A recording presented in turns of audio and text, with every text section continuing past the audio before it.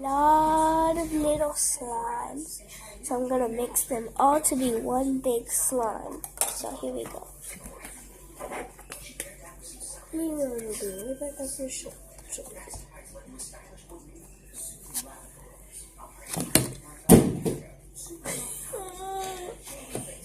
And keep in mind, this is butter slime. All of this is butter slime.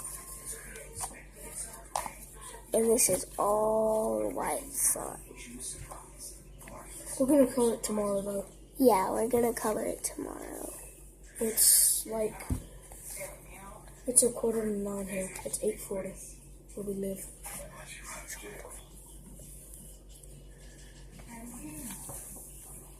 So as you can see, we made it. We used Elmer's washable no-run school glue. It looks like that.